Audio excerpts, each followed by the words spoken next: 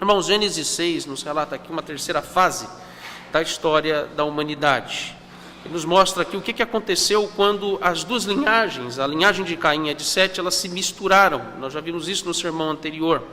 Nós vimos que o declínio total dos seres humanos se seguiu, teve o seu motivo, teve o seu início, porque, infelizmente, os homens estavam cheios no seu coração de lascívia, de impurezas, e eles tomaram para si as filhas dos homens. Em outras palavras, os filhos de Deus aqui se refere aos filhos dos crentes, aqueles que pertenciam às 10 gerações, que envolviam desde Sete até Enoque. Eles tiveram muitos filhos e filhas, e nem todos foram fiéis. E ao longo do tempo, progressivamente, eles foram se misturando com as filhas, se casando com as filhas dos ímpios, e assim então, progressivamente, no decorrer de praticamente um milênio, todos já estavam corrompidos e todos já estavam degenerados no pecado. Nós vimos que isso aqui não aconteceu em pouco tempo, mas isso aconteceu ao longo de 10 gerações, dos filhos de Adão e Sete, e aqui nesse sentido nós vemos que o casamento foi o meio pelo qual eles então foram degenerando, foram então fazendo com que a igreja ficasse enfraquecida daquele tempo, e assim só sobrou Noé e a sua família. Isso aqui nos lembra das aplicações que nós fizemos, algumas que eu quero relembrar aqui aos irmãos, e elas são pertinentes mais uma vez. Lembrar que do que nós vimos aqui do verso 1 até o verso 10, o gênero humano em sua totalidade é pecador. Isso desde Adão, como Deus havia falado e havia anunciado a Adão. O pecado aqui, meus irmãos, não é um problema apenas dos ímpios, mas esse texto aqui nos revela, por causa dessa mistura, nos revela que o pecado, ele também é um problema dos filhos de Deus. Os filhos de Deus, por vezes na história, mas diria muitas vezes, eles contribuem para que o pecado se alastre de tal forma que então a depravação chega ao seu limite e Deus ele venha trazer um juízo severo sobre um determinado povo, uma nação, como ele fez inclusive com todo mundo da época. Aqui nós também somos lembrados, em segundo lugar, da estratégia mais antiga de Satanás para destruir os filhos de Deus, ou para tentar destruir a igreja do nosso Senhor Jesus, e que, infelizmente, meus irmãos, essa é uma das fraquezas mais nítidas na história do povo de Deus, que é o despertar da impureza, da lascívia no seu coração, e isso leva realmente a casamento misto, casamento em julgo desigual. E o contexto aqui nos lembra que foram os homens os responsáveis por isso, não foram mulheres.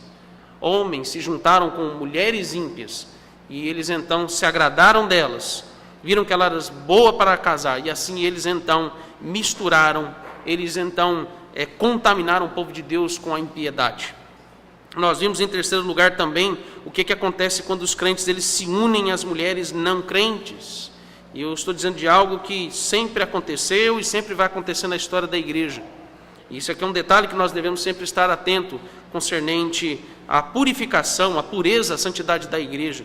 Quando então crentes se unem com não crentes, o evangelho ele é ameaçado entre o povo de Deus, isso aqui nos leva progressivamente a uma corrupção total, não apenas da igreja. A igreja na história ela acaba sendo o meio também pelo qual, infelizmente, quando ela se distancia da palavra, a progressivamente também contribuir para uma corrupção, uma degeneração total na humanidade. Infelizmente, a igreja às vezes é instrumento para isso.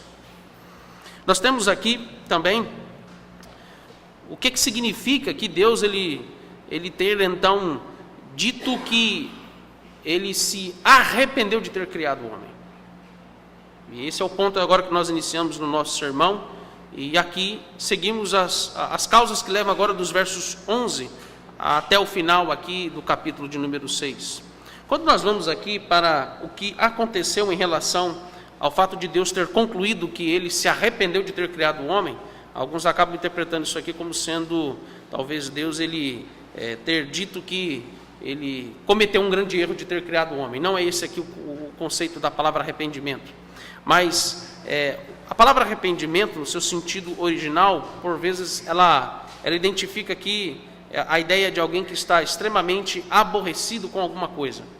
Então, aborrecido ou entristecido, e esse foi o caso aqui. Nós vimos então que Deus, a expressão, eu acho que arrepender-se aqui, não sei se foi feliz na tradução, mas é o que foi colocado. Mas, por exemplo, quando alguém se arrepende dos seus pecados, eu estou falando agora no contexto dos homens, ele se arrepende porque a primeira reação que ele tem com os seus pecados é de, primeiro, tristeza, segundo lugar, de aborrecimento. Então, em essência, a palavra arrependimento significa isso, tristeza e aborrecimento. Então, no caso aqui, Deus é santo, ele não peca, mas veja, ele se aborreceu e ele se entristeceu com o homem e com tudo que estava acontecendo por causa da proliferação do pecado. Isso aqui significa que Deus, quando ele se aborreceu com o que aconteceu com a humanidade, Deus, ele demonstra não ter piedade daqueles que se entregam à corrupção do seu coração. Esse é o sentido aqui da palavra. Deus, ele não terá piedade daqueles que se entregam à corrupção do pecado. Deus, ele não terá piedade daqueles que baterem a porta quando o Senhor Jesus vier e derramar o seu juízo. Eles vão bater a porta, como talvez muitos fizeram na época quando Noé entrou com a sua família, e ele sela a porta, e ninguém mais pode sair, como também ninguém mais pode entrar, e mostrar claramente que Deus, ele não voltará atrás em seu juízo ao destruir todos os seres viventes da terra. Esse é o sentido que é aplicado aqui desse termo. Agora, o que nós veremos a seguir, nos versos 11 até o final do capítulo 6, verso 22, esses versos vão nos mostrar duas verdades importantes aqui. A primeira, que Deus é justo. Deus é justo e que em sua justiça ele deseja purificar e santificar aquilo que foi corrompido pelo pecado. Esse é o primeiro princípio que nós vemos aqui nessa sequência. Segundo, também que Deus em sua justiça, ele é misericordioso. Deus é justo. Esse é o primeiro princípio que o Evangelho nos ensina, antes de qualquer coisa.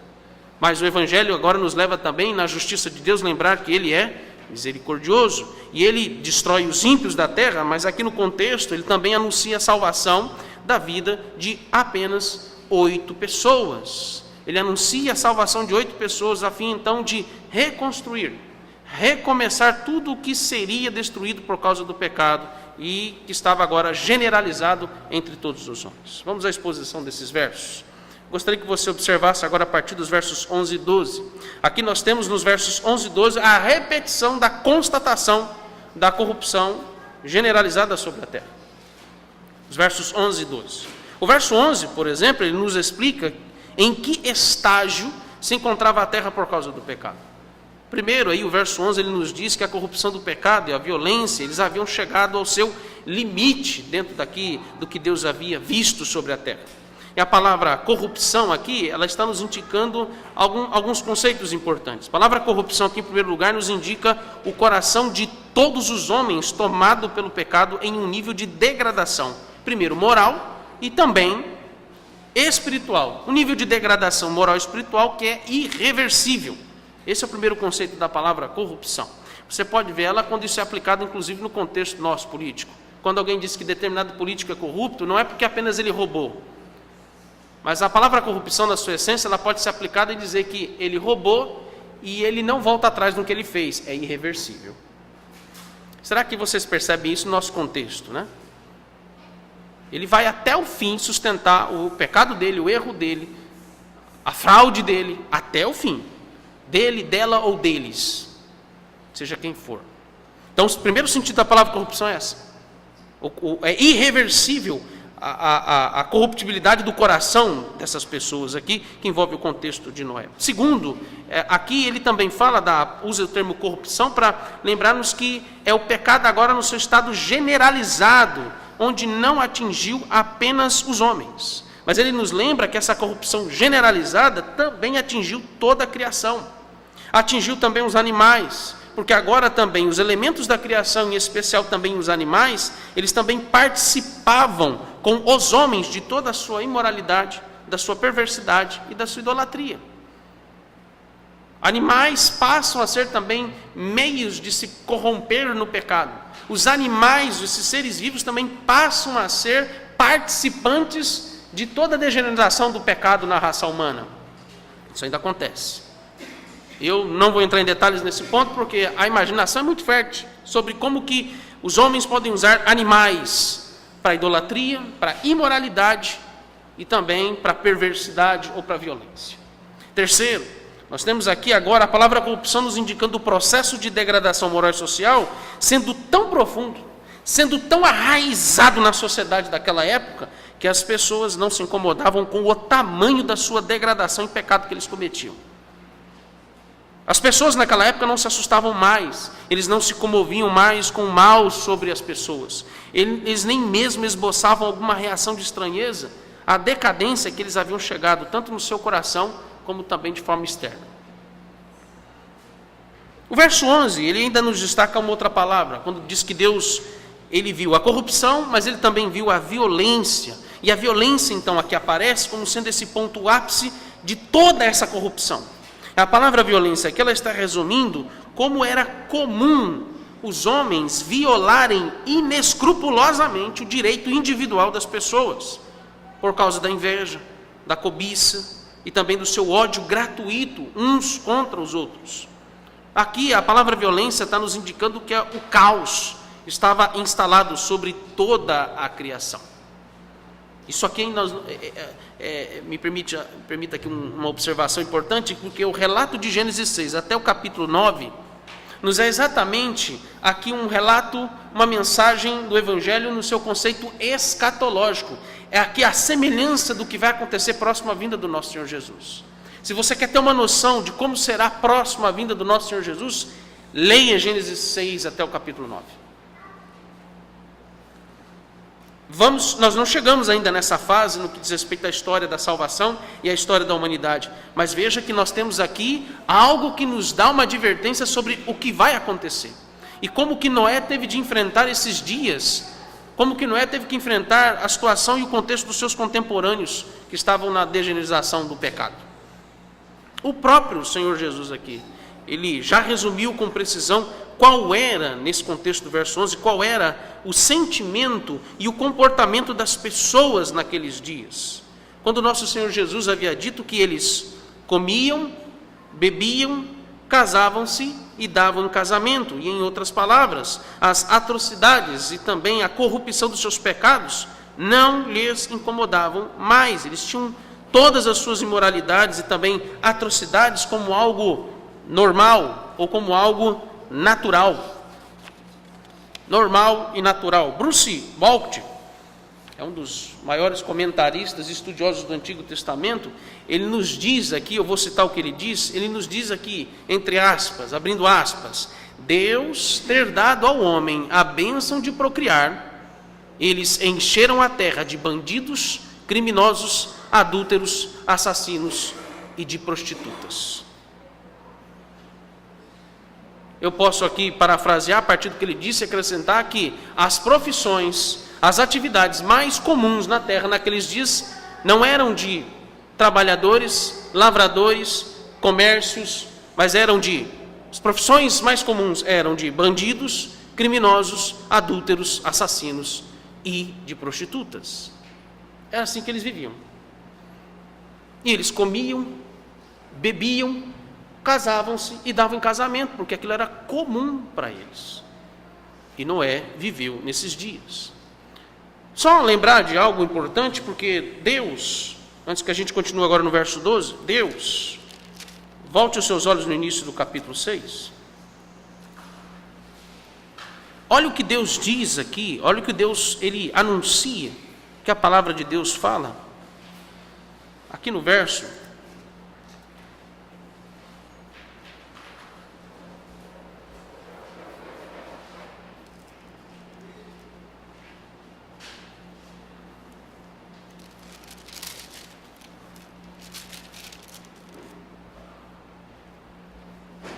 de número 3, quando o Senhor Deus disse, lá logo no início, quando a corrupção ela começa progressivamente a atingir a terra, verso 3, ele diz assim, o meu espírito não agirá para sempre no homem, pois este é carnal, e os seus dias serão 120 anos.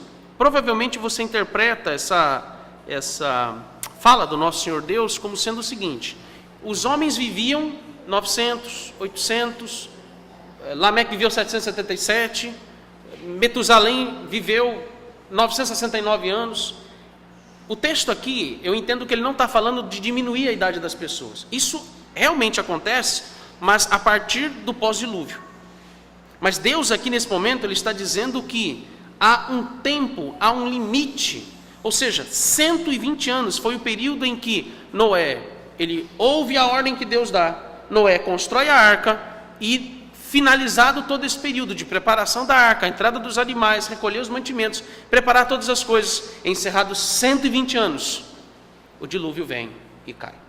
Deus está delimitando o tempo de 120 anos, próximo, 120 anos, para que então ele viesse destruir a terra. Talvez aqui, eu não vou dizer com certeza, mas talvez aqui uma menção de Deus estar determinando um tempo limite, fim de tudo. Como o próprio Senhor Jesus Cristo disse quando ele inaugura o milênio. O que significa a palavra milênio? É o mesmo conceito de 120 anos. Deus está estabelecendo um tempo limite. Não passará um dia a mais, como não terá um dia a menos, mas um tempo preciso. E o próprio Senhor Jesus delimita e dá significado teológico a essa expressão, dizendo: o fim está próximo. O reino de Deus foi inaugurado. Arrependei-vos dos vossos pecados, e os seus pecados serão cancelados. É isso que significa esses 120 dias, os últimos dias, a última hora, o fim dos tempos. Agora vá para o verso 12. O verso 12 complementa o que está no verso 11, quando nos revela que Deus, ele constatou o que já era claro perante os seus olhos. Visto diante dos olhos de Deus as coisas acontecendo, mas agora o texto nos diz que Deus também viu o que estava acontecendo. Tamanha era a corrupção dos homens, que eles não tinham mais vergonha de esconderem da presença de Deus o que eles estavam fazendo. Aqui, meus irmãos, nós entramos no cerne de Deus ter definitivamente decidido destruir todas as suas criaturas e tudo que havia na terra. Observe a parte B do verso 12. Parte B do verso 12, quando vai dizer: viu Deus a terra e eis que estava corrompida, porque todo ser vivente havia corrompido o seu caminho na terra. Isso significa que os homens estavam fazendo suas abominações e violência apenas por um único motivo. Eles não tinham mais temor a Deus, mas o objetivo era irritar e provocar o Criador. Eles se corromperam o seu próprio caminho, e isto ficou latente a tal modo aos olhos do Senhor, que a gente pode até dizer que os olhos do Senhor arderam, as narinas do Senhor se irritaram e ele fumegou. Esse é o sentido da expressão ira, aborrecimento, arrependimento, como no contexto aqui da tradução portuguesa diz. Deus se irou e Deus se aborreceu, porque as coisas estavam sendo feitas diante dos seus olhos, porque esses homens, eles eram desavergonhados. Verso 13, agora nós temos o anúncio do dilúvio. E é a partir do verso 13 que Deus, ao anunciar o dilúvio a Noé, nós temos aqui a parte introdutória que nos leva a duas observações importantes. Primeiro, Deus aqui, ele se torna confidente de Noé.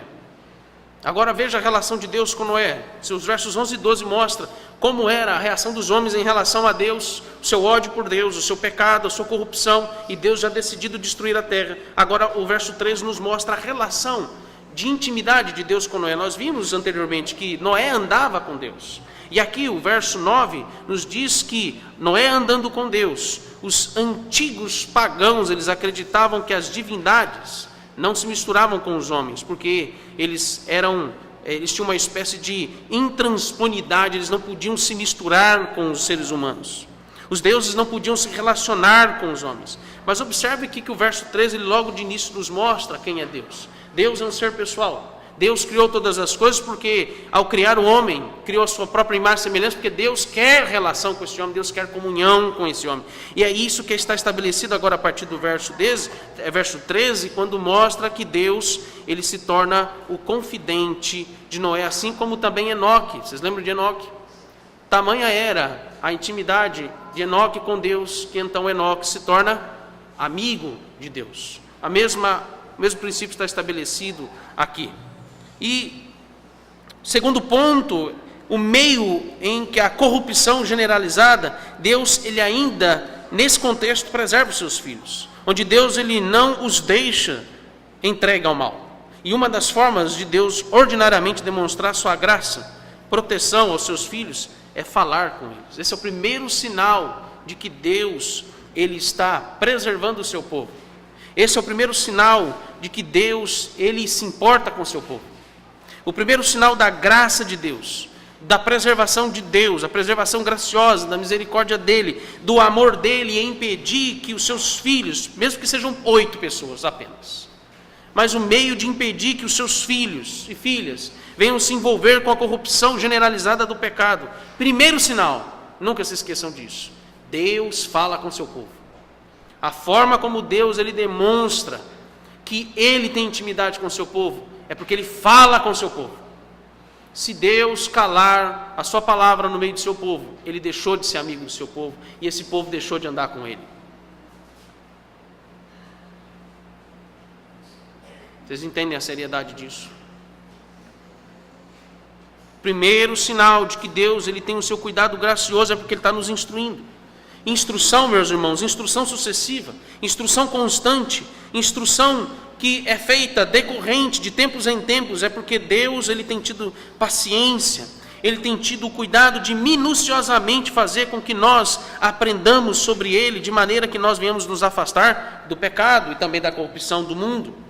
E da mesma forma que Ele falou com Noé, dando a ele todos os... Você percebe que a partir de agora, Ele vai dar detalhes minuciosos sobre como deve se construir essa arca, as medidas dessa arca, o que deve se levar nessa arca, todos esses detalhes, porque essas minúcias, esses detalhes, essa precisão, está demonstrando com que intimidade Deus ele está dizendo cada coisa no seu devido lugar, para que não haja uma brecha no momento do livramento da salvação e preservação da vida de Noé, sua família, de todos aqueles animais, viesse ser feita com a devida precisão e perfeição. Todas as coisas estavam no seu devido lugar, onde Deus preparou tudo e instruiu. Primeira coisa que Deus fez, instruir Noé, para que então houvesse salvação da sua família, mas também o juízo sobre a terra. Veja agora como que Deus ele anuncia que a salvação a Noé e a sua família. Nós vamos agora decorrer dos versos 13 até o verso 17.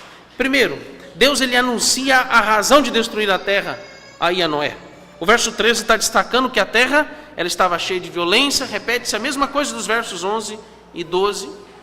E por isso Deus então, Ele vê o limite de todas as coisas, Ele diz, não dá mais para sustentar isso. Isso está insuportável a minha presença. Ele confidenciou isso para o seu servo Noé.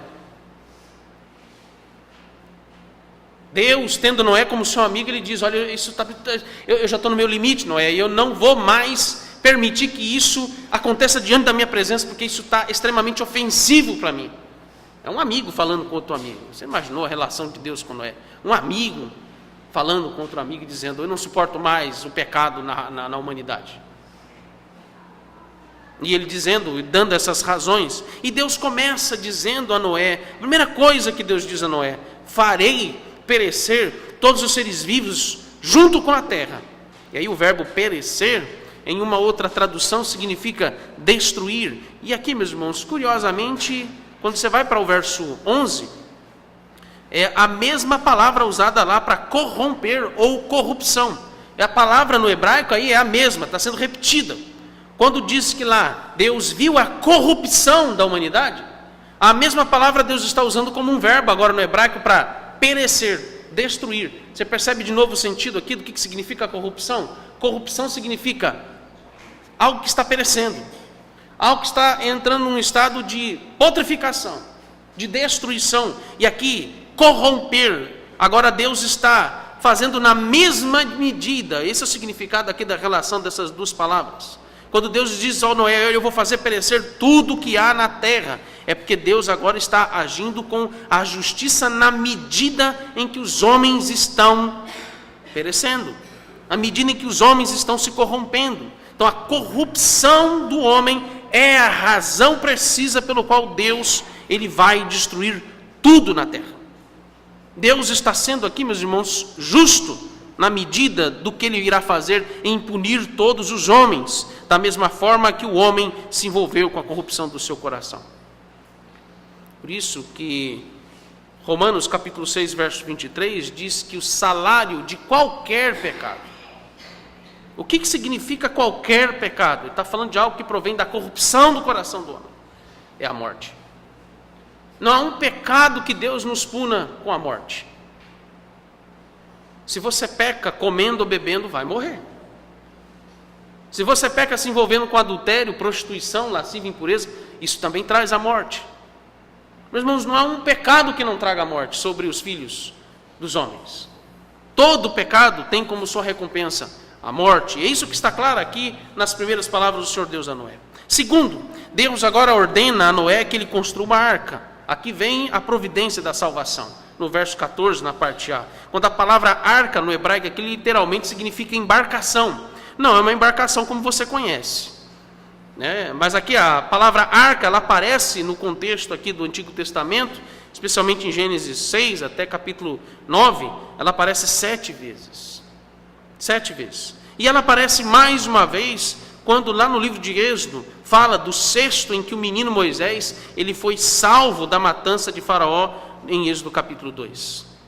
Então a palavra arca aqui, o sentido teológico dessa palavra, indica não apenas uma embarcação em si mesma, mas está apontando aqui para o propósito divino de salvação.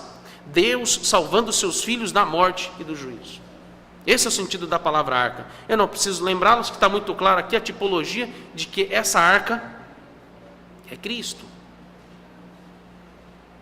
A arca que livrará o homem, ou livrará os filhos de Deus da morte, é Cristo. Esse é o sentido aqui dessa expressão. E ainda nós temos um outro detalhe em comum quando se trata aqui de embarcações, e que difere desta que Deus mandou construir. Todo barco, todo navio, ele possui remos, velas. Determinadas embarcações agora nos tempos modernos, elas possuem motores, lemes, para que o homem ele possa conduzir a sua embarcação na direção que ele quer. Mas veja que esta embarcação que Deus manda Noé construir não possui remos, não possui velas e muito menos um leme. Essa embarcação, simplesmente, no seu sentido literal da palavra, é uma grande, imensa caixa que vai flutuar ou ela vai ficar na superfície da água. Noé não poderá conduzir a direção dessa arca, porque essa embarcação ela estaria sob os desígnios de Deus. Deus determinaria o destino dessa arca, e essa arca estaria sob os desígnios da direção que Deus, por sua vontade, estabeleceria, assim como a salvação do homem também está sob os desígnios de Deus. Esse é o sentido aqui que é estabelecido quanto a esse detalhe da arca. Terceiro ponto, Deus ele aqui lhe dá as medidas ou a planta dessa arca para Noé, os versos 14 até o verso 16. E as medidas aqui, as partes da arca são, primeiro, nós temos aqui a arca ela tendo compartimentos, e ela será totalmente selada por dentro e por fora com betume, petróleo. O piche que se faz o asfalto, aquilo naquela época tinha de sobra, e o contexto do Oriente Médio ainda tem de sobra. Esse material aqui do betume que se usa hoje para fazer o combustível que você usa no seu carro e tantos outros materiais que são derivados do petróleo, por exemplo. Mas aqui Deus ele está determinando esses compartimentos, dizendo que haveriam 3 compartimentos, de baixo para cima, quando ele diz o piso. Então vem o segundo andar e o terceiro andar. São 3 pavimentos, um em cima do outro. Agora nos é mencionado aqui também que a arca ela terá 300 côvados de comprimento, 50 côvados de largura, 30 côvados de altura. Que medidas são essas? Esse côvados aqui, para sermos mais objetivos, côvados, 300 côvados de comprimento, dá 135 ou talvez 140 metros de comprimento. Comprimento. Dá basicamente a metade de um campo, de um estádio de futebol. Uma imensa e grande embarcação. Esse é o seu comprimento. Nós temos aqui 50 côvados de largura. 50 côvados de largura dá 22 metros e meios de largura. 22 metros e meios de largura. Nós temos na última medição agora Deus dizendo 30 côvados de altura. Então você imaginar aí mais ou menos 13 ou 14 metros de altura a arca que Deus mandou Noé construir. Isso aqui nos lembra que a capacidade da arca que Deus ele ordenou Noé construir tinha nas suas medidas a capacidade de receber 13.960 toneladas de qualquer tipo de carga ou pessoas. 13.960 toneladas. É o peso que a arca poderia suportar. Agora, a capacidade também de receber 125.280 animais terrestres e aves de todos os tipos, tamanhos, de uma só vez. Levado a isso, mais 8 pessoas dentro da arca, e somado a isso, mais ainda o peso de todo o mantimento para todos esses animais e também para eles, para a família de Noé. Tirando aqui os peixes e os insetos, que obviamente eles sobreviveriam ao dilúvio, somando-se um total de, meus irmãos, pelo menos 23.600 espécies, agora estou falando de espécies, de animais que seriam salvos na arca. Como é que Deus destruiria a terra? Agora vem a quarta parte aqui do quarto ponto aqui, que envolve esses versos 14 até o 17. Como que Deus destruiria a terra? O verso 17 nos diz que Deus, ele destruiria a terra com água. E aí o verbo derramar, que é usado aí no verso 17, literalmente é fazer cair água sobre a terra. Só que nós vamos ver mais à frente, nós vamos ver aí que a terra não seria inundada apenas com água, ou no sentido de que a terra seria inundada com a chuva. Se você observar que no contexto em que nós vivemos, 20 minutos, 15 minutos de chuva em Porto Velho é capaz de inundar as nossas avenidas aqui. Pouco tempo de chuva, e chuva pesada, é capaz de inundar o centro da nossa cidade. Vai para São Paulo, quando determinados lugares, bairros inteiros, quando chove 1 hora e meia, aquela quantidade de chuva que cai do céu é capaz de inundar, causar grandes inundações na cidade de São Paulo, e até de matar pessoas. Então, cair chuva do céu e Deus fazer com que a terra também viesse ser inundada apenas com a chuva que caísse do céu, porque eles não conheciam que era chuva naquela época. Os homens não sabiam que era cair água do céu, eles só conheciam apenas o modo como Deus, até aquele momento, desde a criação, ele regava as plantas, os vegetais, e era permitido o uso de água, era porque Deus tinha dado a eles água que brotava da terra, ou o orvalho que pela manhã fazia com que as plantas ficassem umedecidas. Eles tinham então as plantas regadas. Eles não sabiam que era chuva ainda. Então o conceito de chuva aqui vem como algo que traz o conceito de juízo e castigo de Deus. Não, então é estranho quando você, ou especialmente crianças, tem medo de relâmpagos, trovões, tem medo quando vem o barulho da chuva. Eu era criança, eu tive muito medo disso. Já vi em São Paulo o céu ficar não apenas escuro e cinzento, mas eu já vi o céu em São Paulo ficar esverdeado, de tão forte que viria a tempestade. E a gente tinha que correr para casa para evitar qualquer tragédia, enquanto nós estivéssemos voltando para casa da escola, e o perigo que a gente corria de ficar numa situação de inundação, dentro de um ônibus, ou quando estava indo a pé para casa. Agora você imagina Deus dizendo: farei cair água do céu sobre toda a terra. Não é só sobre um determinado bairro de uma cidade. Sobre toda a terra. E você já tem noção de como seria o desespero dessas pessoas quando Deus traria a punição sobre eles, inundando toda a terra. Então primeiro ele menciona isso, mas lembrar que lá no capítulo 7, verso 11, nos diz que além da grande chuva de 40 dias e 40 noites, também Deus diz lá que se romperia os grandes reservatórios que estavam submersos, reservatórios de água submersos sob a terra. Cairia a terra de cima, água de cima, mas também brotaria a terra de baixo. E a terra seria totalmente destruída.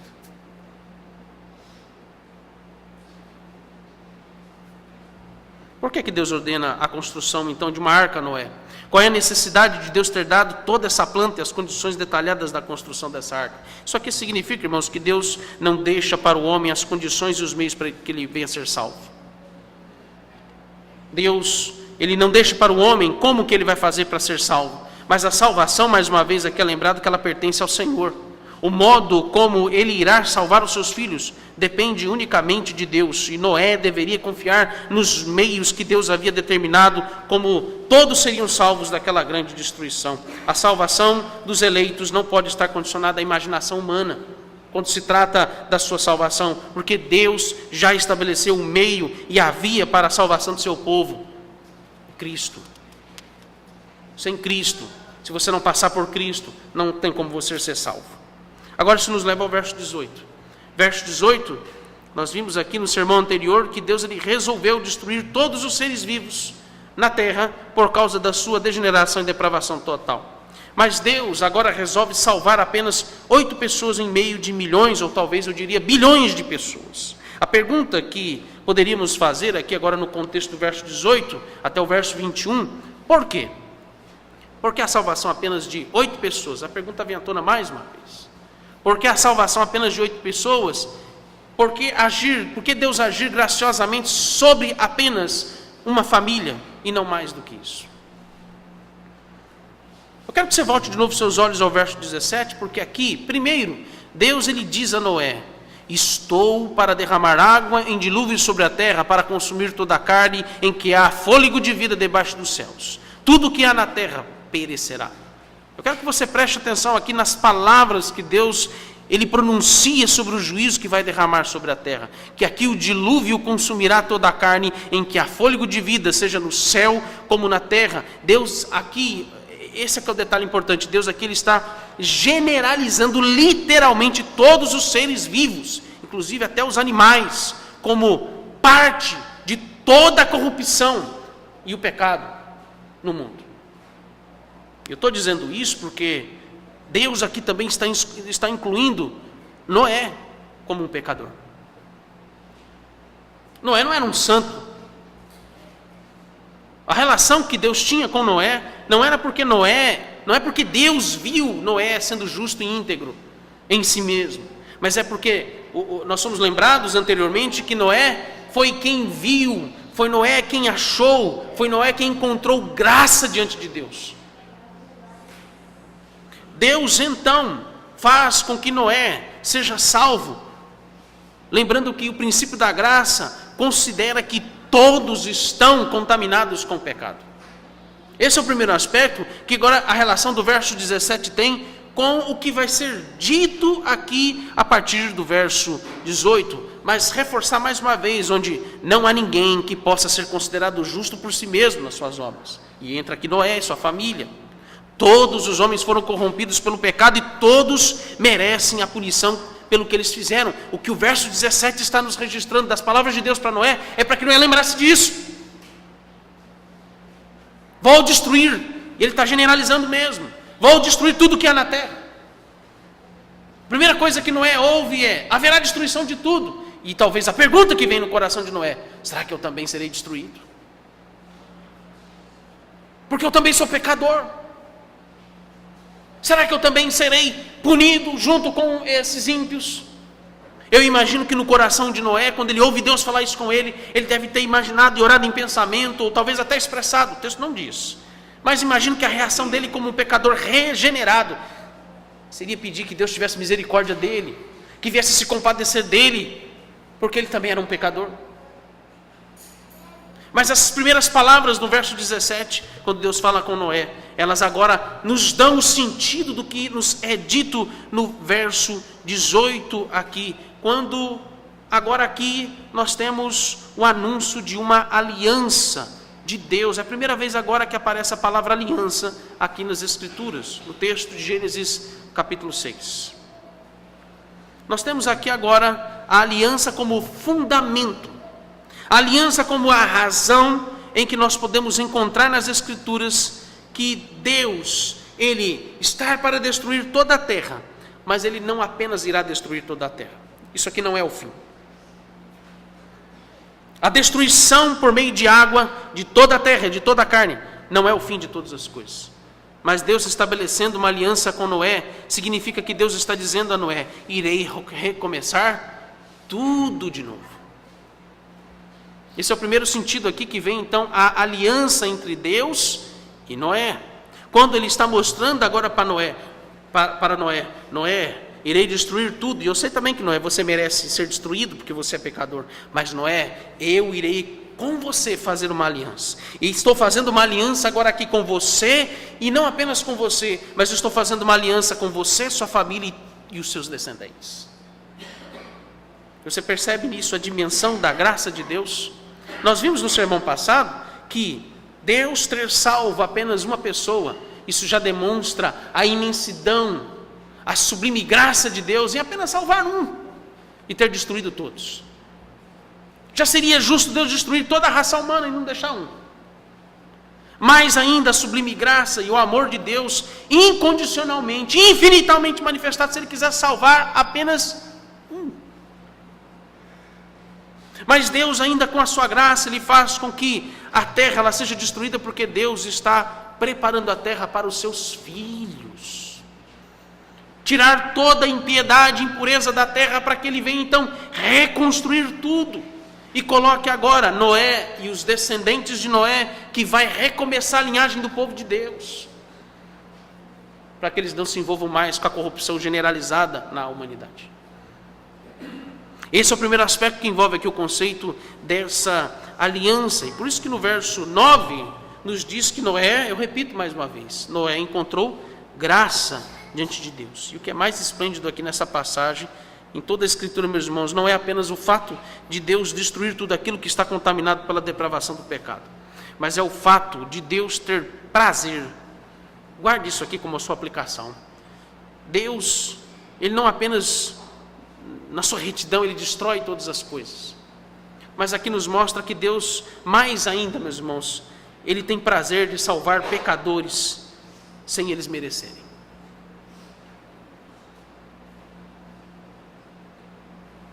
Deus, Ele se deleita.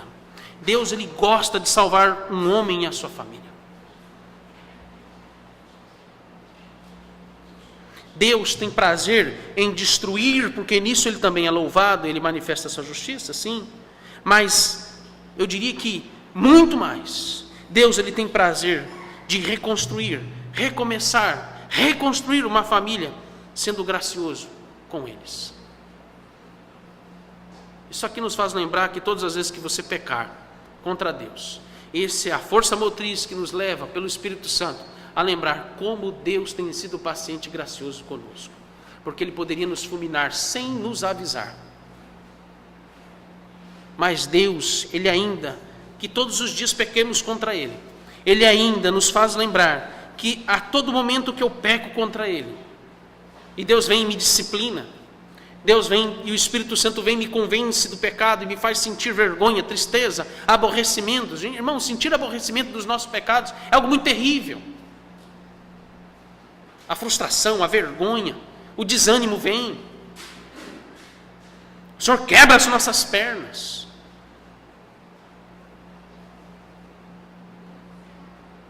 Nós estamos numa direção em que de repente Deus ele faz com que nós vemos cair por causa da nossa arrogância, soberba, ciúmes, inveja e todos os tipos de pecados que podem se manifestar às vezes sem a gente perceber. E Ele quebra as nossas pernas, nos faz cair, nos faz sofrer, para que Ele então nos pegue nas mãos e Ele diz: eu vou recomeçar tudo de novo no seu coração. E isso talvez aconteça um dia após o outro, um dia. Isso era assim com Noé, porque ele também pecava.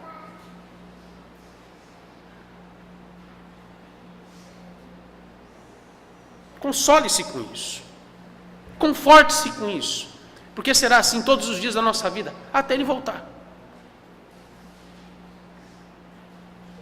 Veja o que nos diz o verso 18 agora, do conteúdo do que está estabelecido nessa aliança.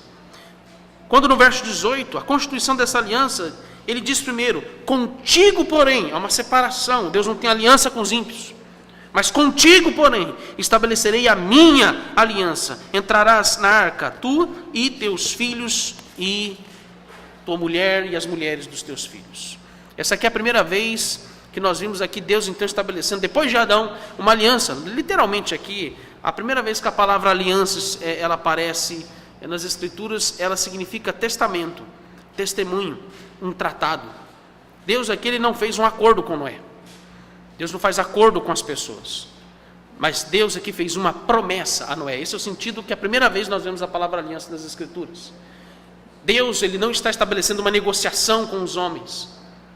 Mas Deus, quando ele faz uma aliança com o seu povo, e ele fez uma aliança com Noé, é porque ele estabeleceu todos os preceitos, as condições e também as consequências dessa promessa. Deus, ele faz uma promessa, e aqui vem a estrutura de uma aliança, quando também nós temos a condição dessa promessa. A promessa que ele faz é: vou salvar vocês. Salvarei vocês porque eu quero salvá-los. Isso é promessa. Promessa sempre vem em situações onde nós nos agarramos a elas quando menos esperamos. Promessas nos vêm quando, em situações onde nós temos uma expectativa totalmente desfavorável do que vai acontecer, e a promessa vem: eu vou te salvar, eu vou te tirar dessa situação, eu vou te livrar dessa situação. É a primeira coisa que vem numa aliança. Mas a aliança impõe também uma condição com base nessa promessa. Qual foi a condição que Deus estabeleceu a Noé? Noé tinha que obedecer às condições dessa aliança. Ele diz: entrarás na arca tu, teus filhos, tua mulher e as mulheres dos teus filhos. É uma ordem. É a condição da aliança, onde Noé deveria obedecer àquela ordenança com fé na promessa que Deus havia feito. Por isso que, mais uma vez, eu reitero: por que entrar na arca? Estou percebendo isso agora? Por que entrar na arca? Por que colocar todos esses animais que Deus mandou na arca? Por que Noé, junto com a sua família, deveria ficar dentro da arca e selar a porta? A arca é Cristo. Porque a mesma ordem que Deus está dando a Noé é a mesma ordem que Deus também dá a nós, dizendo: entre na arca. Eu vou te salvar, mas para que você seja salvo, você precisa entrar na arca. Ele está dizendo: vá até Cristo. Cristo irá te salvar. O meu filho será a sua salvação e a preservação. Por isso que essa primeira aliança, quando você vai, por exemplo, para Gênesis capítulo 2, nós temos ali, Gênesis capítulo 2, a aliança adâmica, que é a chamada aliança do início, a aliança do princípio. Essa aqui é a chamada, a segunda aliança, a aliança noética, é a aliança da preservação. Cristo preservando o seu povo do mal. Cristo preservando o seu povo da corrupção, do pecado, para que eles não sejam punidos. Essa condição é fé. Crer e viver pela fé nessa promessa. A partir agora do verso 19 até o verso 21, Deus, ele não fala de destruição. Ele não fala mais de destruir a terra, mas agora ele direciona as suas palavras a Noé, dizendo que ele irá reconstituir, preservar a vida, para preservar os crentes da morte e da destruição do pecado, onde Deus agora aplica aqui, olha como ele irá preservar os seus filhos, aqui onde vem o preceito da preservação da vida. O preceito da preservação da vida, o primeiro texto que nos fala sobre isso, vem agora a partir do momento em que Deus usa a pena de morte para preservar os seus filhos da morte. Se você me permite um parênteses, quer ver um respaldo bíblico, claro, notório sobre pena de morte, aqui está. Por que Deus destruiria a terra? Porque Ele vai preservar a vida do seu povo.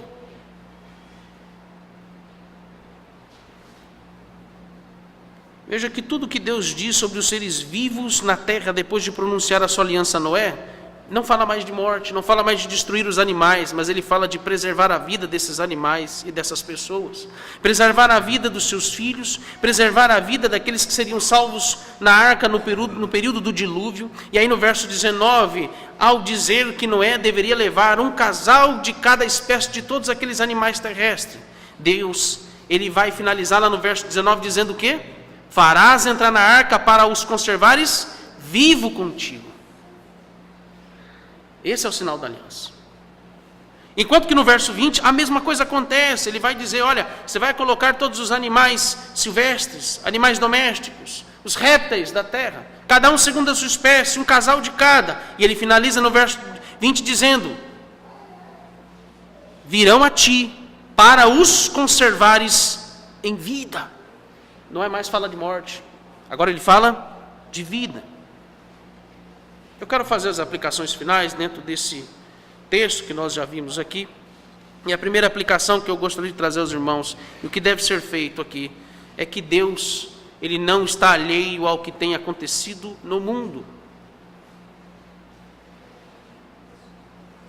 Isso aqui é um motivo para você lembrar que você não pode se distrair.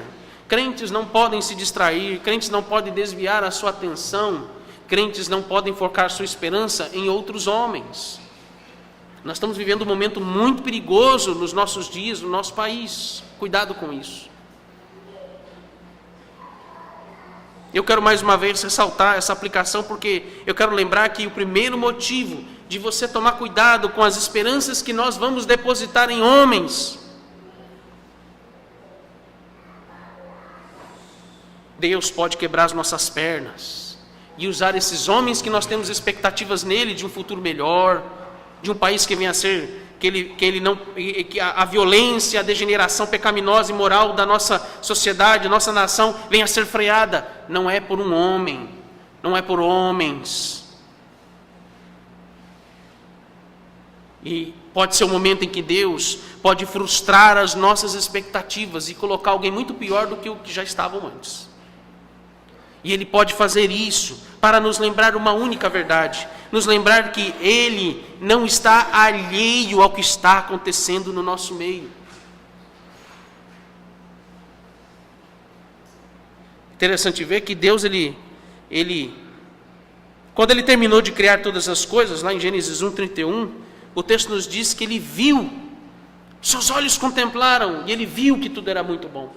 Mas você vai para Gênesis 6, verso 12, que agora é o final de tudo, nessa primeira etapa da história. É o final de todas as coisas, quando Ele viu a corrupção da humanidade. Isso mostra que Deus está vendo todas as coisas. Os olhos do Senhor contemplam todos os homens. Os olhos do Senhor vai além do que ver o que é físico. Porque os olhos do Senhor são capazes de penetrar a mente, a consciência, a alma, o íntimo do coração de todos os homens dessa terra. E ninguém escapará do seu juízo.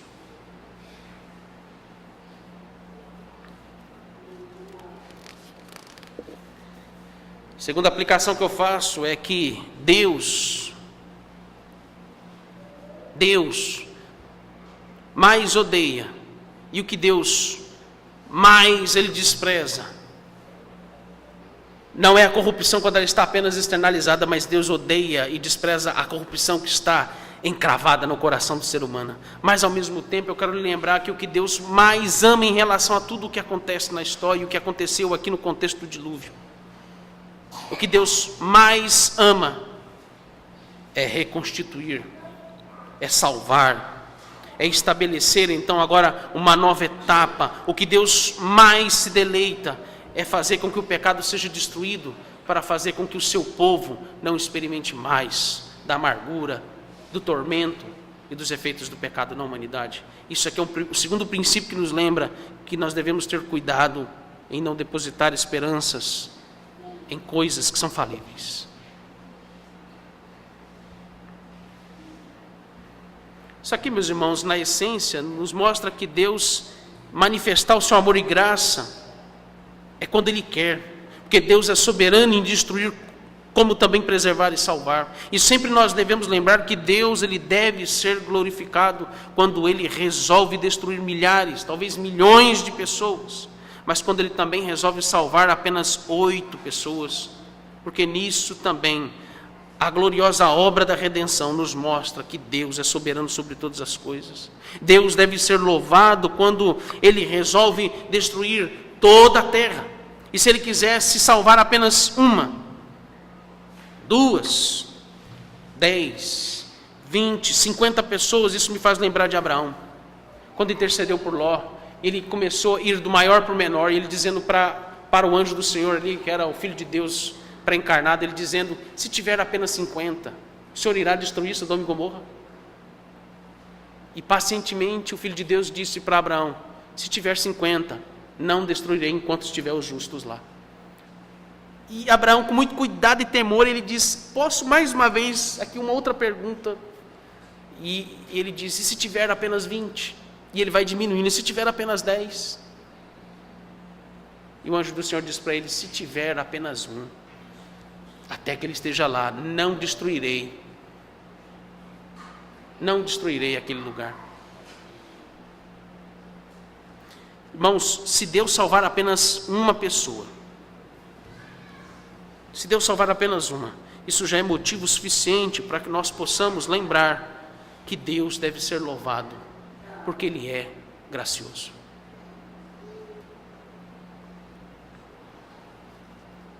Terceira aplicação que eu quero trazer é a fundamentação da salvação, que ela não está em nós, e muito menos no que fazemos para merecer algo da parte de Deus, mas aqui nós somos tão indignos, tão pecadores e potencialmente dispostos às mesmas atrocidades que os ímpios.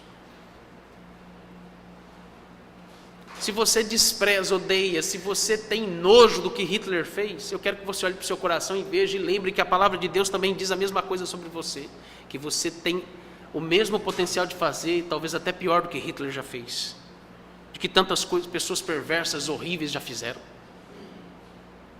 Esse é um dos pontos importantes do que o livro de Gênesis, capítulo 6, está nos trazendo, em Deus agir graciosamente com Noé e também agir graciosamente conosco. Mas Deus não nos destrói porque Ele fez uma aliança de graça. Ele fez uma aliança de graça com Adão, sustentou essa aliança apesar de Adão. Ele fez uma aliança de graça com Sete e sustentou essa aliança com Sete porque Deus é gracioso e não por causa de Sete. Deus, Ele fez uma aliança com seu servo Noé, mas não sustentou essa aliança com Noé e sua descendência por causa dele, mas por causa do próprio nome e da glória de Deus. Deus fez uma aliança com Abraão, Isaque, Jacó, Moisés, com o rei Davi, não por causa deles, mas porque Deus, Ele ama a si mesmo, Ele ama o seu nome, Ele ama a sua glória e a sua graça, então por causa disso se manifesta porque Ele quer.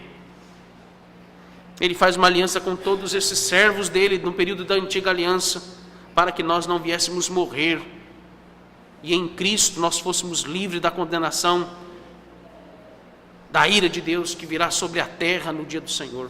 Deus fez uma aliança conosco por meio de Cristo, para que nós não venhamos perecer no dia da calamidade. Última aplicação que eu quero fazer. Os ímpios vivem seus dias como se fossem dias comuns, lembra disso? Alguém mata na calada da noite. Logo em seguida, no início da manhã, ele come, bebe, veste sua roupa, faz as suas atividades. O Senhor Jesus disse, nesses dias de Noé, eles bebiam, comiam, casavam-se e davam em casamentos. As pessoas pecam, fazem as suas atrocidades, mas elas, após terem feito isso, voltam ao normal, como se todas as coisas estivessem normais. Não é muito diferente dos dias que nós estamos vivendo aqui. Porque eles não têm noção, meus irmãos, agora quando o que será o dia do grande tormento, eles não estão nem um pouco preocupados do que será o grande dia do Senhor. Eles não têm medo de Deus. Ímpio não tem medo de Deus.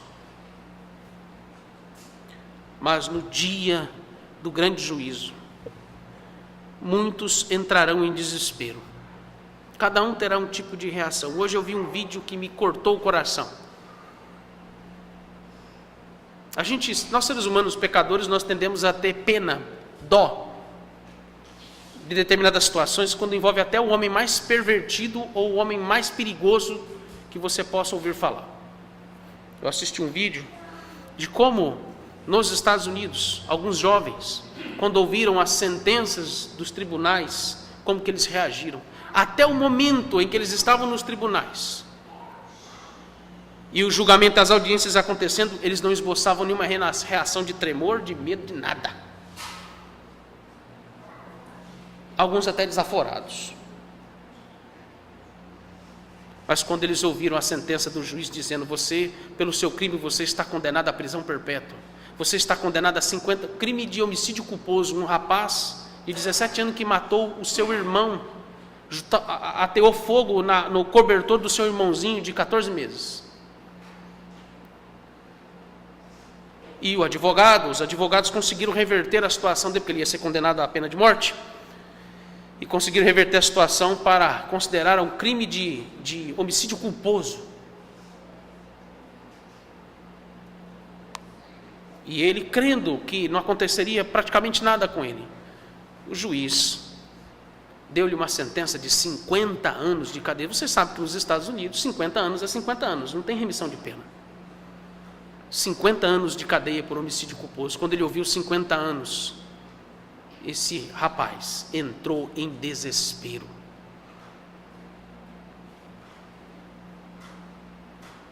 Uma moça que furtou um carro foi condenada por causa da gravidade do seu crime e como que o crime se desenrolou a 20 anos de cadeia. 20 anos é 20 anos nos Estados Unidos. 20 anos aqui você pode fracionar ele talvez em 5, 3, 2, dependendo da situação. Essa moça, quando ouviu que ela ia ficar 20 anos preso na cadeia, ela ia perder praticamente a sua vida adulta todinha na cadeia, só ia sair idosa de lá. Ela entra em desespero de tal modo que ela desmaia. Ela perde as forças e desmaia. Cada um teve uma reação. Outros, quando ouviram que estavam condenados à prisão perpétua, começaram a lutar com os policiais de desespero e ódio que eles tinham contra aqueles policiais que o denunciaram. No dia do Senhor acontecerá a mesma coisa. Os ímpios agora eles comem, bebem, casam-se e dão em casamento. Eles não estão preocupados com o que está para acontecer. Mas quando o Senhor Jesus voltar, muitos entrarão em desespero, irão gritar, irão chorar, irão clamar pelo nome do seu pai, muitos irão gritar pelo nome da sua mãe, muitos talvez vão gritar pelo seu anjo da guarda, muitos talvez vão recorrer aos seus santinhos e amuletos religiosos, vão olhar para o próprio Deus e ver que nada do que eles pedem resolverá o problema deles, e eles verão que só Deus pode resolver o problema deles, e eles olharão para Deus, e eles irão gritar de desespero, dizendo: Deus, não faça isso comigo, me dê mais uma chance. O próprio Senhor Jesus diz isso em Mateus 7, quando ele fala que os da esquerda, eles irão dizer: Senhor, em teu nome, eu fiz tantas coisas. O desespero foi tamanho que eles começaram a falar das suas próprias obras, como se elas fossem aceitas diante de Deus. Mas nesse dia, eu quero voltar aonde eu comecei o meu sermão. Deus se aborreceu de toda a humanidade. O aborrecimento de Deus aos ímpios é algo irreversível. Deus não volta atrás. Deus não será piedoso. Deus não terá piedade daqueles que não se arrependem dos seus pecados. Deus não terá misericórdia daqueles que se aborrecem dia após dia. Amém.